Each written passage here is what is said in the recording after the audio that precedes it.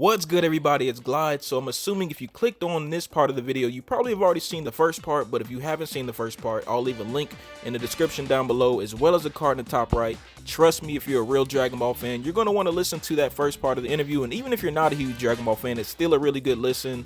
I really was just testing Redab Cho's Dragon Ball knowledge, and it was really just cool to see somebody just as passionate about Dragon Ball as I am, just talking about the different anime series and the video games. So if you're a huge Dragon Ball fan, definitely go back and listen to that first part. In this part of the interview, we're going to talk more about his upcoming fan-made game, Dragon Ball Demon Breaker, and how it came to be and stuff like that. So let me stop talking.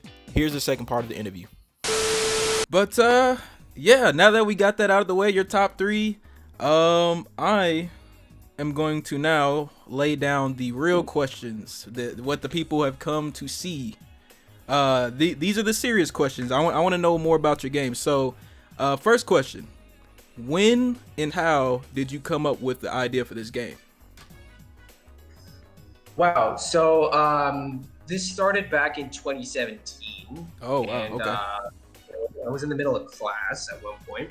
Uh-huh. And I wrote down a lot of ideas. And the first idea that came to my mind was I wanted to work on a 3D Dragon Ball. Right. I worked on previous Dragon Ball fan games, and they were Mugen games. And Okay. my thought process was I wanted to step out of that barrier. I got you. So I took the time to push myself further in terms of game design, understanding combat design, understanding a lot of different things that fall into, the game development field of work. Right. So the first thing that I thought of was I want to make a 3D Dragon Ball game. The question was how. Right. And the second question that I asked is how can I make this unique in a way? So when I was in school, I brought up, my laptop, and the first thing that I downloaded was Unreal Engine. Mm-hmm. Why did I download Unreal Engine? It's because I saw this YouTuber called Kryzen-X who would make these really good-looking remakes of old Nintendo games. Ocarina of Time remake, 4 remake. Okay. And I said, why don't I do that? So I ended up experimenting, testing the level editor, and the first thought that came to my mind was, I want to work on a Trunks-focused game. Because, number one, the first thing that came to my mind was, okay, Dragon Ball Z, The History of Trunks. It's a short special. Why don't I make a game about Trunks going through enemies and reaches Android 17 and 18, and they're the final bosses? Because it's really important to mitigate the scope. And mind you, I was solo on this, and I wanted to make this a reality. Mm-hmm.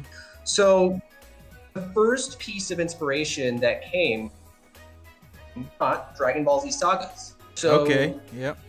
yeah, Dragon Ball Z Sagas is, a lot of people don't like it because definitely there are a lot of issues. Glitches. The game is practically unplayable at times. Mm-hmm. But the role of a game designer is to ask themselves, how can I make this better in my own way? Right. Right? Fortunately, I didn't have the programming skills to do that, so I tried to, push my way through and figure it out until I put it on hold for about 3 years. And within those 3 years, since 2017, we're approaching 2021 right now, which is kind of quick. It's kind of scary. So the first thing that the stuff that popped up during those 3 years was Trunks started to get a lot of recognition in Dragon Ball Heroes, and Trunks would be involved with demons. Trunks would achieve Super Saiyan God in Dragon Ball Heroes. Mm-hmm. And at one point, during the pandemic, start of the pandemic. So I live in New York, right? So I came back here to Saudi Arabia with a family. Okay. What it is basically, the first thing that came to my mind was, holy shit! Wait a second. I can make a Dragon Ball game based on that. A lot of people want to see those elements being used in Dragon Ball games. Okay. And that was when I pretty much dug deep into the Devil May Cry series. And it's this Devil May Cry is pretty much this this gothic demonic game, and it has its own sense of style. There's its, it's deep, rich combat, right? Yeah, it's amazing. You look at all the Dragon Ball games, and all those Dragon Ball games that we have played to this day have depth, and it's not something that should be overlooked, right? It's something that should be emphasized on, that Dragon Ball games have depth. But right. The question is, if we had combined the depth of Devil May Cry with the mechanics of Dragon Ball with the mechanics of, like, the Dragon Ball Z Tenkaichi series, what would you get? Right? And that's when I picked up on that idea that I had left back in 2017 at the start of April. And I built on that, and I worked on I believe it was a 20-page design document. Oh, wow. And that 20-page design document was Dragon Ball Demon Breaker, the game that you see right now. So that's how Dragon Ball Demon Breaker ended up coming back in. So it took me a while to figure this out. That time I formed the team and we started development April 15th, and we've been doing an amazing job, and here we are. Wow. All I can say is wow. And with you saying all of that, you kind of answered like two or three follow-up questions I had. Like my next question was gonna be, why did you choose Trunks? And you pretty much answered that, and you wanted to go off of you were inspired by the storyline, or his storyline, and then the Trunks Renaissance in Dragon Ball, I guess. So yeah, I guess you creating this game with Trunks as the main character is just perfect timing, I think. Yeah. And then you had brought up the fact that another game you drew inspiration from was Sagas, Dragon Ball Z Sagas, and that was Sagas and Infinite World were actually the first two Dragon Ball games I thought of when I had seen this game for the first time. I was like, oh, this is interesting. And me personally, growing up, when I played Dragon Ball Z Sagas, I loved it. But now looking back, and it doesn't hold up as well. It's a lot of glitches and everything like that. But I thought that was pretty cool that you got inspiration from that. And then the DMC franchise, I personally have not played through a bunch of them. I've only played through one or two of them, but I do love the art style and the combat. I thought that was probably one of the more interesting things about that game, and how many things you can do and combine, and just the combo chains and everything is pretty cool. So yeah, all that's cool, hearing that you got inspiration from so many different things, and how you decided the blueprint and how everything came to be. Next question. And I know you don't want to say, you don't want to reveal too much. I just want to try this, but I had seen recently that you had released Vegeta, or you revealed Vegeta and Goku. So I was wondering, is there a possibility of adding more characters? And if they are, will they be playable, or will they just be more assist characters helping Trunks on his journey? I mean, we pretty much can't speak about that right now. It's understandable. It's entirely dependent on the demand of the fans, and it seems like the demand is pretty high, right? So who knows? Maybe there's a possibility. Maybe there's no possibility. It's entirely up to the time frame that we have until the release, which is in summer 2021. Okay. But it's something that we might consider. We could consider. We don't have any ideas as of right now, but if we ever do, who knows? Like, we'll let you guys know. Like, something could pop up, something could not pop up. So it entirely depends on how we're feeling during this time frame. Cool. That sounds good, because it seems like you guys are really good with updating everybody on what's coming to the game. So I definitely can't wait to see that if it ends up being a thing. So. And I know you said you have your dev team, say a slash. How many people are on that team actually? I had actually forgotten the amount. It's quite a lot. Really? I'm not good with numbers. Yeah, so it's so it's me. So that's 1, 2, 3, 4, 5, 6, 7, 8, 9, 10. Yeah, so we're 10 members. Oh wow. And we've outsourced to Atlas Studios Columbia, for some work on the environment art production pipeline, which you guys saw, the latest environment. Yeah, it's beautiful. And yeah. So yeah, that's it's 10 members with the addition of outsourcing to Atlas Studios for the environment art production. Oh, okay, that's pretty interesting. So, I'm not gonna go too deep into that because I know I don't want to keep you over for too much longer. But I have 2 or 3 more questions and then we can wrap it up. So, my next question is, what was or is the biggest challenge creating this game? Wow, I think making a combat system that feels interconnected and deep is the most difficult part. It's easy to make things look like Dragon Ball, right? Because it's mostly about the chaos that happens within the environment when it comes to Dragon Ball, and that's what a lot of Dragon Ball fans like, right? When you play Budokai 3, when you blow up the planet, you immediately think, oh, exactly like the show. This feels like Dragon Ball, right? Yeah. You can do that, right? But the biggest challenge is, how did it lead to that? Right. Oh, okay. Like the development part of the. Okay. Yeah. I got you. The build-up of this combat. How did it lead to this ability for you to destroy this environment? So when you play Dragon Ball Fighters, for an example, right? Yep. And your enemy is at incredibly low health when you perform an ultimate attack. The transition to the world exploding only happens when you've killed your opponent with an ultimate attack. Yeah, I love that. Yep. Right? That does not happen midway, like when they're at 50% of their health bar. That happens only when they're at the end of their health bar and they've died, midway into the ultimate, right? Right. So this is the challenge of saying, what did it lead to this, right?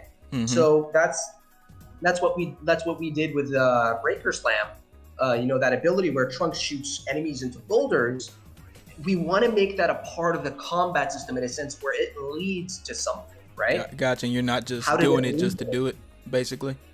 Exactly. You're not just doing it just to do it. You have to think about it. You can do it as many times as you want. But you're going to be out of boulders at some point, Yeah. So that's basically what it was. That was the most difficult part. It took a lot of time to work on. Okay, that's okay. I can see that. I love destructive physics in video games. I just love blowing shit up and tearing things down. So when I saw that in the trailer, I was like, oh yeah, I love this. That's all you have to show me. All you have to show me was a boulder breaking, and I was like, yep, I'm already in. So yeah, I'm happy to see that, and it's cool that you guys were able to put that in the game. So I know you said that the game is actually looking to come out in summer of 2021. Do you guys think that you guys will still be on track for that, or do you think it's something that will come up in the middle of that that might have to push back the release of the game? Yeah. I mean, only time will tell, right? Yeah, I got you. The reason why we haven't given a concrete date, we just said summer 2021, is because there could be something that happens, right? We already have a date set, a date plan, right? But the objective right now is to just make it for summer of 2021. So we're on the safe side, and we don't necessarily want to disappoint anybody. And we want to make things safe and sound for people. And but the demo is coming out on February 7th. Yep. Very soon. Very soon. Yeah. Yep. Yeah. So subscribers, you hear that? Very soon. If you have a PC, be ready. Be ready to download that. February. What was February 17th? 20? What was it? Yeah. 17th? Okay. It's February 17th, but currently I'm currently on a whole month break. Okay. Because there's a lot of stress, so I'm just kind of taking some time off. I can only imagine. But hopefully we'll be able to release it on February 17th. If not, we'll let you guys know. But we made a concrete date for that time, and we're pretty confident about it. So hopefully we'll be able to release it by that time. Cool. So one last question, and I'm going to let you go. What does your game have that most Dragon Ball games don't have, or what do you guys think your game does better than most Dragon Ball games? or I will mean, do I better? wouldn't say I wouldn't say that we're doing anything better. I think we're pretty much just kind of giving our own spin on Dragon Ball. Right, right. Every Dragon Ball game has its own specialty, and every Dragon Ball game has its own community, right? And I feel like it's not in a sense where we're doing things better. We're doing this the way it's supposed to be. This is how it's, it's more so how are we going to try new things with Dragon Ball, Gotcha. right? And how are we going to give this game its own identity the same way all the other Dragon Ball games have their own identity, right? So when you compare Dragon Ball Xenoverse to Budokai Tenkaichi, complete shift between identities, right? Right. Completely different identity. Dragon Ball Z Budokai Tenkaichi, or the Tenkaichi franchise, is specifically an arena fighter that focuses on just high, fast-paced, high-octane combat, right? Destructive combat. Yep. But Xenoverse is kind of like on the technical side of an RPG, an action RPG. You gotta equip your attacks, you gotta level up, you gotta do all that stuff. Exactly. So, what we're doing is kind of like we want to jump on the bandwagon of we want to make a different Dragon Ball game the same way these people are making different Dragon Ball games. And at some point, hopefully, I could be involved with the production of the official Dragon Ball. I hope for you. I hope you do. I hope you and all your team are able to get to that point. Hopefully, I mean, I do hope at some point. Definitely something that I really want to do, and if the time comes and I end up working on a Dragon Ball game or an official Dragon Ball game, it would be an honor. And of course, I want to be taught by the greats that were behind these Dragon Ball games, the producers that were behind these Dragon Ball games. Ryo Mito, responsible for Dragon Ball Raging Blast, Daisuke Uchiyama, responsible for Budokai, Masayuki Hirano, responsible for Dragon Ball Xenoverse. I met Masayuki Hirano in New York at one point, and I met him. Yeah, I met him at one point, and we just discussed about the importance of production when it comes to Dragon Ball games. What do they pay attention to? And it was a great talk. But yeah, though, it's particularly just it's not in a sense where we're saying we're doing things better. It's in a sense of how are we differentiating ourselves from the other Dragon Ball games? We want to be just like the other Dragon Ball games that are different. Every Dragon Ball game is different, right? Yep. We want to have our own identity. So that's what it is. Okay, and I think you adding the flavor of the DMC franchise in your game is really that. I feel like that's one big point that makes your game different from the others.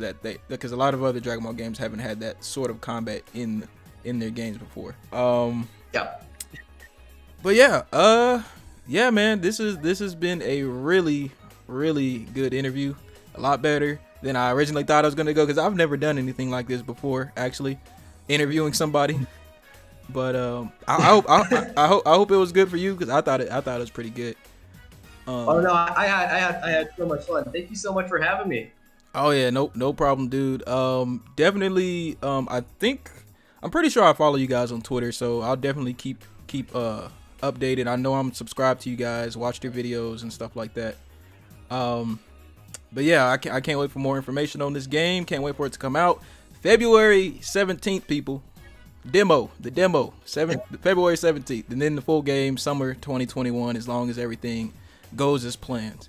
So looking forward to it, man. Thanks talking to you again, and peace.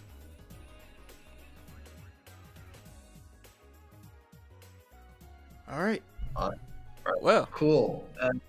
I had so much fun, man. That was really, really amazing. Those questions were just really great. It really, worked my mind. I'm glad you liked it, bro. Cause I had to do a little bit of my own research. And I wanted to make sure I was doing